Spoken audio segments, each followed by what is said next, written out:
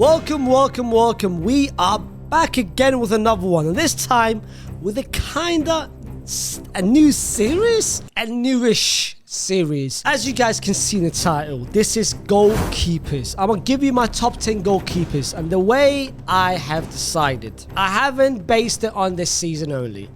I haven't based it on last season or overall. I've basically based it on every single thing combined, whether that is consistency, whether that is longevity, whether that is what they've done over the past season, last 2-3 seasons, 4, 5, 6 seasons, their ability, their potential. I've taken a lot of factors into account, and I feel like this is the best way for you to determine who is the best. Before I continue to the video itself, like, share, and subscribe, baby. Let's get to another milestone. 10K is not enough. Let's start with 3 people that I haven't put in my top 10. The first person I haven't put in, his name is Neuer.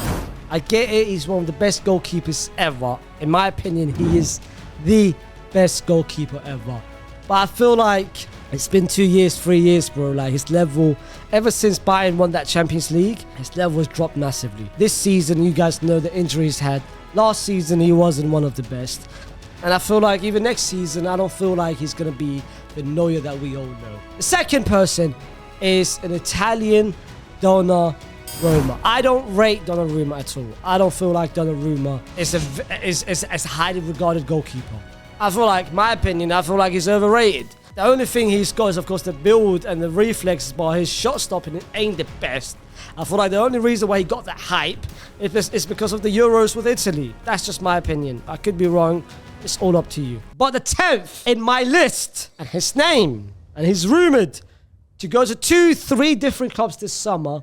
He's rumored to leave his club after a wonderful display in the Champions League final, and his name is Onana. We all know what Onana brings to the table. We all know the confidence, the arrogance that he's got when he gets the ball. I feel like in terms of ball playing ability, I feel like he's one of the best. He's one of the best in Europe. After, of course, initially being a backup to Samir Handanovic, he's now, of course, gained that chance, gained that consistency. He's now a guaranteed starter for Inter. Is number 10 harsh?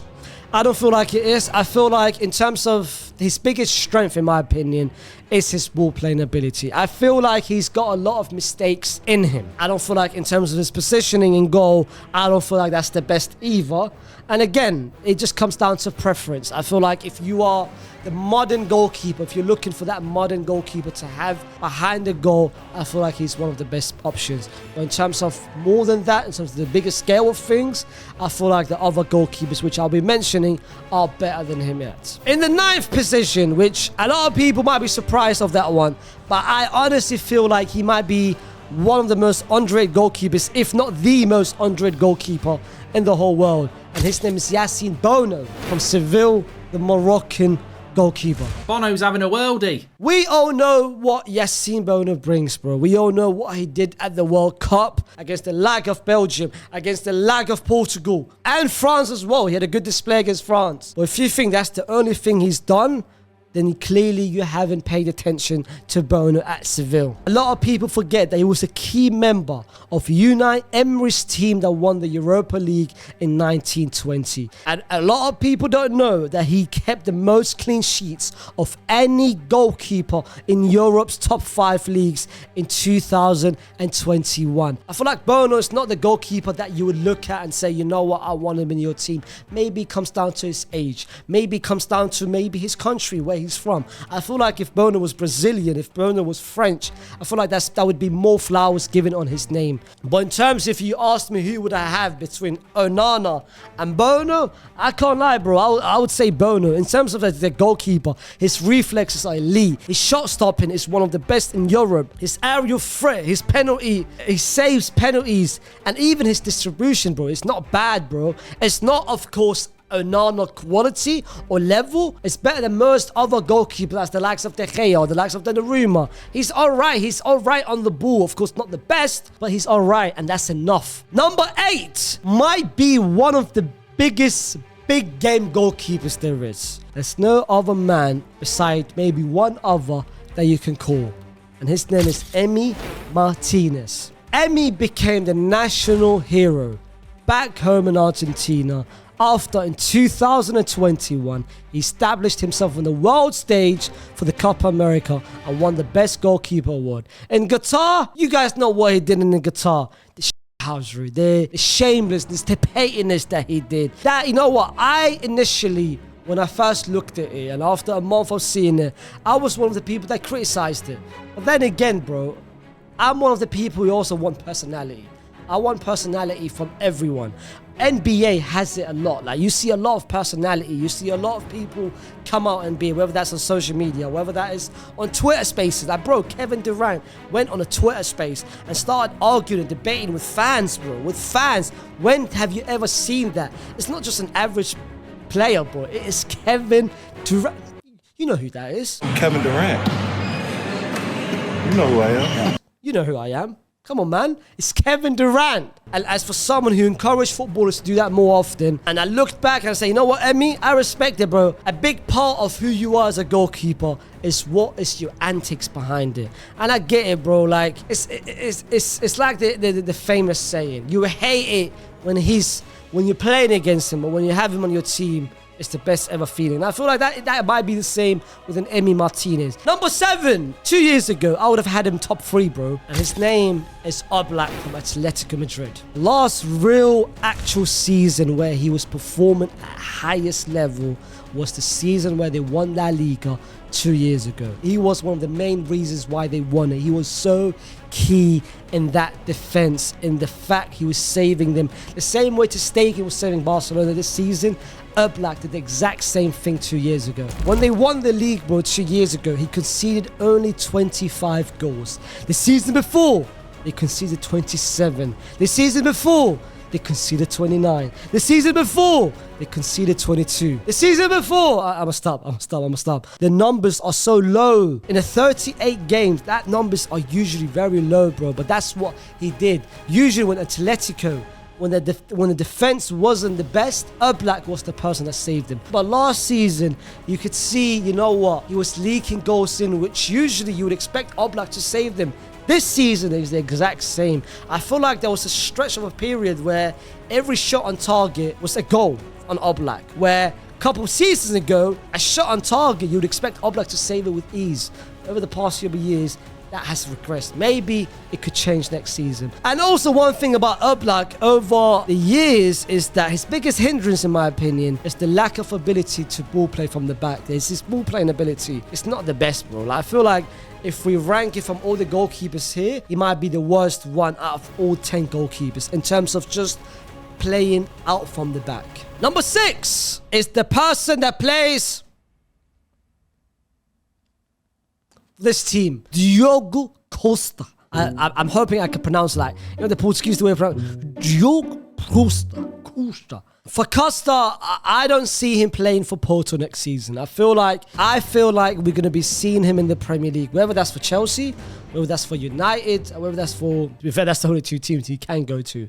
I feel like he's going to be making this move. I feel like he is way too good not to be playing for one of those 2 teams. Costa is someone that, if you're looking for a ball-playing goalkeeper, he might be one of the best options for you. I feel like for Man United, if Ten Hag is trying to implement the ball playing from the back, it hasn't worked out with De Gea. And if you need your goalkeeper to save you in certain times, then bro, like, Costa is exactly that person. The only thing about Costa maybe is the fact that you have to pay close to 60, 70 or even 80 million to get him. But bro, Allison was bought at that time. He was the most expensive goalkeeper. You saw what he did to that Liverpool team. He changed completely Liverpool. He was one of the main reasons why they ended up winning the Premier League and why they won the Champions League. And if you need that goalkeeper, bro, goalkeepers rare to find a good goalkeeper. In the modern era of ball playing, it's rare to find an elite goalkeeper. For United and Chelsea, if you're looking at either Onana or Costa, Costa is the best person, bro.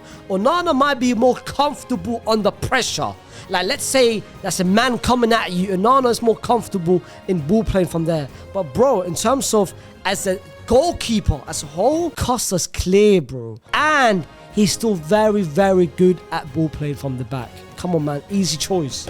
Number 5, which a lot of people might be surprised with, but not for me. I feel like a lot of people tend to criticize him a lot, which is making me feel like he might start to become slowly very underrated. And his name is Ederson from Manchester City. Like, if we look at the best ball-playing goalkeeper in the world, Ederson is that person. I feel like if you put him as a midfielder, he will do a comfortable job at doing that. I feel like his actual goalkeeping skills starting to become slowly underrated. I'm not saying it's the best. I'm not saying he's, in terms of the goalkeeper, forget ball playing. In terms of an actual goalkeeper, I'm not saying he's better than 5-6 goalkeepers on here. But I feel like he's starting to become underrated. A lot of people feel like he's literally trash in doing it. The Champions League final, the save. Yes, it was a bigger miss than Lukaku. But bro, it was still a very massive reflex save. His mistakes are overhyped more than his actual good goalkeeping games. But like I said, the way Manchester City plays is the perfect goalkeeper for all that. Number 4, the man from Italy. Not from Italy, he's French, but he plays for AC Milan. A super Mike. One of the best goalkeepers this season. One of the biggest reasons why AC Milan won the league last season. One of the biggest reasons why AC Milan went to the semi-final of the Champions League this season. One of the biggest reasons why Lille won the league 2 years ago. In terms of pure goalkeeping, arguably one of the best too, in my opinion. The only small criticism towards this game is his ability on the ball. But in terms of, like I said, in terms of pure goalkeeping, no other goalkeeper is better than him. At his age, at 27 years old, he's still got at least 6, 7, 8 years in his prime. Now we get to the top 3. Now we get the best 3 goalkeepers, in my opinion, heading into next season. In terms of overall, like I said, I'm basing it on every single metrics there is. He is third heading into next season. But if we're basing it on this season only, just this season, like the season of 2022 to 2023, then he is the best goalkeeper in the world. And his name is Stegen. Bro, I don't know what's happened to Stegen. I remember Stegen 3, 4, 5 years ago. 3, 4 years ago, he was absolutely washed. But last season, he brought that Stegen form back. And this season, oh my goodness, bro. There's been so many games this season in La Liga where he literally won the game by himself, bro. By himself. A big reason why Barcelona broke the fewest goals conceded with 20, bro. They've conceded 20 goals, bro. Second place. You can flip between them. I don't mind it. You can flip between second, you can flip between one. Second place, Allison. Let's talk about Allison before I talk about the first place, which might be Raya or Sanchez or De Gea, fam. We never know whose first place is, you know. If Liverpool never had Allison this season, Liverpool would be chilling with Chelsea, bro. 12, 13, 14, 15. Bro, that's how bad Liverpool's defense was. And that's how good Allison was this season. He was by far the best goalkeeper in the Premier League, and in my opinion, he was the second best goalkeeper in the whole world this season. But the thing with Allison as well, bro, every now and then, I'm not saying it's consistent. It's very rare, but it happens maybe once, twice, 3 times this season. He's got some bozo moments, fam. Like, he makes some careless passes, some careless mistakes. But when it comes to goalkeeping, there is not a lot of goalkeepers that's better than him. And that's why, for me, he's the second best goalkeeper in the world. Last season, he was the second best. This season, he was the second best. 3 seasons ago, he was the best. When Liverpool won the Champions League, he was the best. With no Allison, like I said, 15, 16, bro. And then top place belongs to the one and only Lunin. And then, of course, top place belongs to the Belgium master, to the Belgium goalkeeper, to the greatest Belgian goalkeeper we've ever witnessed, to arguably one of the best seasons he's ever had. In terms of the season that he produced last season, I felt like it was one of the best seasons we've ever witnessed. And his name is Simon Mignolet from Club Brugge. What a season he had last season. Did they win the Belgium League? Let's be real for a second. His name is Thibaut Courtois. Oh my goodness, the season he had, in my opinion, was the greatest individual season from a goalkeeper. I've never ever seen a masterclass every single game. Let's take it to the quarterfinals. The first leg against Chelsea, yes, we won 3-1, but if it wasn't for Thibaut, Asby, that you guys remember that shot by Asby? You guys remember that other shot by Havertz, by Mason Mount? It was all Thibaut Courtois. Semi-final against Man City. In the first leg, we conceded 4 goals, but if it wasn't for Thibaut, we would have conceded 5, 6, 7, 8, 9. Second leg, when we scored the 2 goals in the last minute to win us the game. In the 90 minutes, who saved us? Thibaut. And then the final performance against Liverpool, man of the match. Save against Mane, save against Salah. What a performance. And this season, after the World Cup, when he came back from the World Cup, him, Vinny and Camavinga might have been our best 3 performance post World Cup. Game against City. Bro, Man City could have won that game 7-8-0 if it wasn't for Thibaut. That's how bad it was that we lost that game 4-0 and our best player on the pitch was our goalkeeper. And it's not just the past 2 seasons, it was the season before that as well. Ever since he came to Real Madrid, he was competing for that starting role against Keylor Navas. But we knew the potential he's got. We knew the ability and the quality he brought. His ball playing ability over the past 2 seasons has improved and developed so much, bro. And that's why for me, he is the best goalkeeper in the world. No debate. Khalas. This is my top 10 goalkeepers heading into next season. I want you to put down in the comments what your top 10 goalkeepers are. If it's different than mine, say it. If it's similar, which I don't think it is, then I don't mind it. But tell me who your top 10 goalkeepers are. If you guys like this series, and if you want me to do that with a different position, put it down in the comments as well, and I will do it. But guys, I'll see you next time. Peace!